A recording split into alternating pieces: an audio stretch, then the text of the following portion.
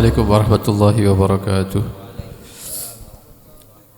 Bismillah walhamdulillah wassalatu wassalamu ala rasulillah Sayyidina wa maulana Muhammad bin Abdullah wa ala alihi wa sahbihi wa man walah wa la hawla wa la quwata illa billah amma ba'd.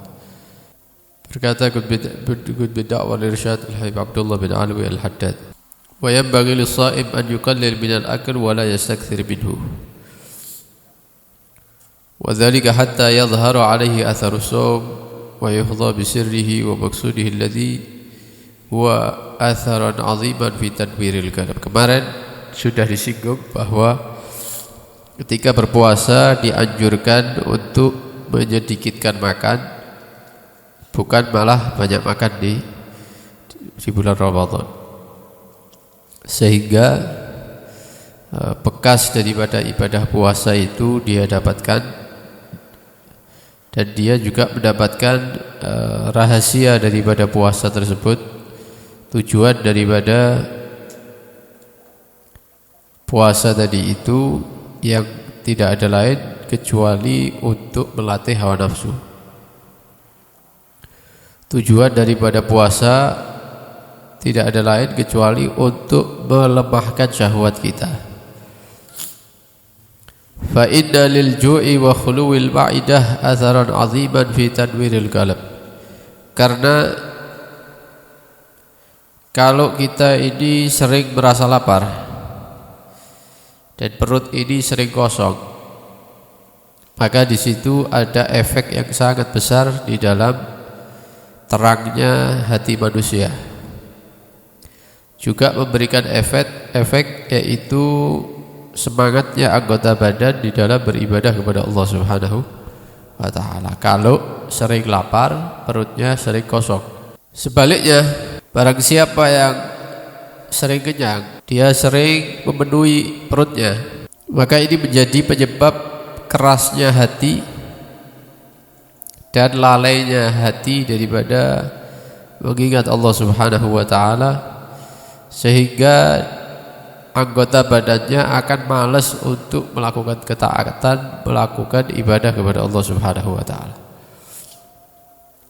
Jadi di antara tujuan kita diwajibkan puasa Ramadan ini supaya makannya sedikit, supaya syahwatnya itu lemah, supaya hatinya semakin bersinar.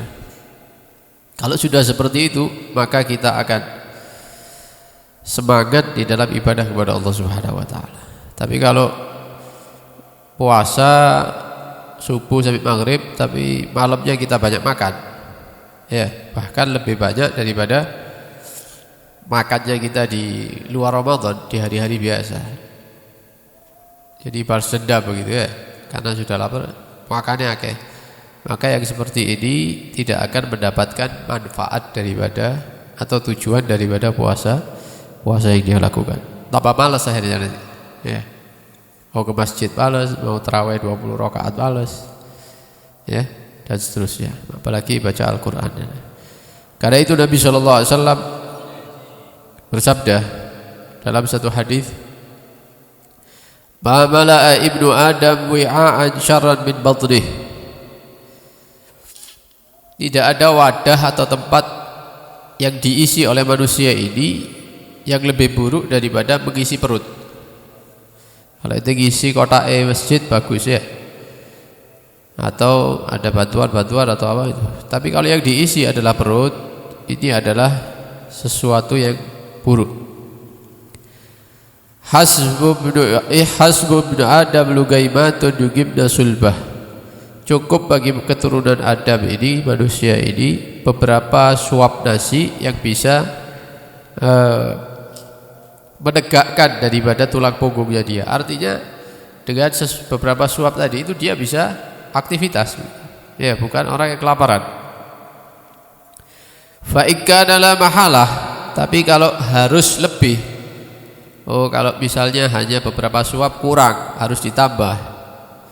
Fa thuluthun li ta'ami, maka dibagi, ya, isi perut ini dibagi, sepertiga untuk makan, wa thuluthun li syarabih, sepertiga untuk air minumnya dia, Wa thuluthun li nafasih, sepertiga untuk keluar masuknya udara atau pernafasan.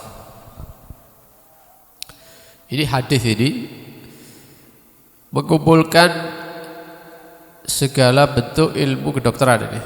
Ya. Sampai yang pengen sehat, tak sakit-sakitan, ya ini omongannya Nabi ini dipraktikkan. Nek makan ojo akeh. Ya. Bahkan ada keterangan yang mengatakan Nabi itu pernah dikirim dokter dari luar negeri begitu ya, dari negeri yang lain. Datang 1 hari 2 hari mengikuti Nabi dan para sahabatnya. Sampai beberapa waktu akhirnya dokter ini izin mau balik ke negerinya. Ditanya kenapa kok tidak kerasa di sini? Kata dia, kalau saya di negeri saya ini sibuk, banyak pasien, masuk keluar masuk antri. Ya. Kalau di sini tidak ada yang sakit, jarang yang sakit. Jadi nganggur di sini. Kenapa? Karena Nabi dan para sahabat itu tidak makan kecuali kalau sudah lapar. Ya, sebelum kenyang mereka berhenti. Akhirnya orangnya, manusianya sehat-sehat. Kalau sing loro, dokternya ya jadi pengangguran. Dokternya pengangguran, akhirnya pulang ke negerinya. Balik ke negeri rame mana ya. Antri, nomor antrian sampai nolak-nolak ya. Ketika di kotanya Nabi dan para tidak ada sing loro. Kenapa ya tadi itu? Mengikuti daripada pemimpin para dokter ya. Yaitu Nabi kita Muhammad sallallahu alaihi wasallam. Wa qala ba'dhum, sebagian mereka menyatakan idza syabi'atil batan, kalau perut itu kenyang, ja'at jami'ul jawarih, anggota badan menjadi lapar. Kalau perut kenyang, mata lapar, tangan lapar, kemaluan lapar. Lapar apa? Menuntut apa yang mereka lakukan begitu. Mata lapar untuk melihat sesuatu, tangan lapar untuk melakukan sesuatu, kemaluan lapar untuk melakukan sesuatu. Kenapa? Karena perutnya kenyang.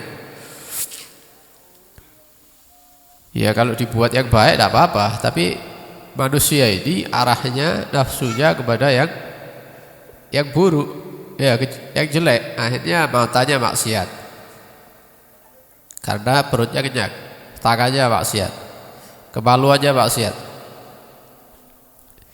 Wa idza ja'atil batan, tapi kalau perut ini kosong, lapar, syabi'at jami'ul jawarih, semua anggota badan ini akan merasa kenyang. Kenyang artinya tidak bergairah untuk melakukan sesuatu yang negatif. Ya jangan jauh-jauh, kita Ramadan ini ya kalau sore-sore ini sampai lopo-lopo kan males ya. HP iki wis tak kuat, HP itu. Kenapa? Yaitu perutnya kosong. Tapi kalau perut kita penuh, kenyang, akhirnya beraktivitas terus.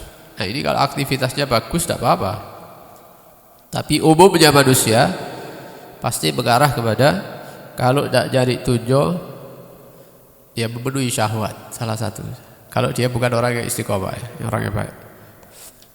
Kalau urusan dunia, ya mengikuti hawa nafsu. Kalau hawa nafsu itu ya pasti negatif. Ya. Nah, karena itu disyariatkan puasa ini ya supaya kita menjadi orang yang bertakwa kepada Allah Subhanahu wa taala. Beliau Al-Habib Abdullah Haddad mengatakan waju'ul jawarih ibarah al-talabiha wa hirsiha ala syahwatiha. Apa sih yang dimaksud kalau perut kenyang maka anggota badan itu lapar? Apa maksudnya lapar ini, apa maksudnya? Motornya dileboni sego. Ya. Apa yang dimaksud anggota badan menjadi lapar? Maksudnya anggota badan ini menuntut karena sudah kenyang, menuntut ya mengajak kita supaya memenuhi syahwatnya. Ya, untuk memenuhi syahwat yang negatif. Maka lisan ini karena sudah kenyang ngomong akeh. Lek wayahe luwe poso iki ndak akeh omong wis mendeng. Ya, di motor bener kabeh. Kalau saya ngomong lesu, luwe. Lek wae mangan, ya wae mangan, tak mungkin ngomong ya. Lek ngomong kok entek akhirnya. Makan, setelah makan apa? Ngomong. Wis ngomong ini, ngomong macam-macam. Kadang-kadang ngomong yang menghasilkan dosa. Begitu juga mata. Lek wae luwe, kayak kudu dele ya awak ya, merem. Nanti kalau sudah makan, melek, terang. Ya kalau yang dilihat yang baik-baik. Telinga juga seperti itu. Ya semuanya, semua anggota badan akan menuntut syahwatnya, kesenangannya. Nah, ketika kita mengikuti syahwat, memenuhi keinginan syahwat, maka kita menjadi budaknya syahwat. Jadi Ramadan ini bukan kita menjadi tuannya syahwat, bukan, tapi kita menjadi budaknya syahwat. Kenapa ya? Tadi itu Ramadan tapi perutnya diisi banyak. Tiap Ramadan perutnya diisi banyak malam harinya. Tapi kalau kita mengurangi atau paling tidak lah biasa-biasa makannya ya. Kalau tidak bisa mengurangi ya biasa-biasa. Kalau bisa mengurangi seperti para ulama ya lebih bagus lagi ya. Maka anggota badan ini akan tidak menuntut kita untuk memenuhi syahwat-syahwatnya. Dan ini akan membuat kita terbiasa akhirnya. Ya, anggota badan tidak menuntut kepada syahwat. Berarti apa sih dilakoni? Si dilakoni ya ibadah. Berarti kalau tidak negatif ya berarti dia melakukan yang positif. Nah, kalau sudah terbiasa itu Ramadan itu ya insya Allah kita menjadi orang-orang yang tidak dipengaruhi oleh hawa nafsu. Ya, tidak menjadi orang yang menuruti syahwat-syahwatnya setelah bulan Ramadan. Bisa mengarahkan syahwatnya kepada yang baik-baik. Itu inti Ramadan itu. Ya, bukan kuat-kuatan luwe, Bu. Ya, di negaramu pirang jam? 10 jam. Di negaraku 14, ya kuatan aku, bukan itu. Inti selesai daripada Ramadan ini kita menjadi tuan. Ya, tuannya nafsu, hawa nafsu kita. Kalau enggak ya berarti tidak berhasil berarti. Sudah berapa Ramadan kita lewati?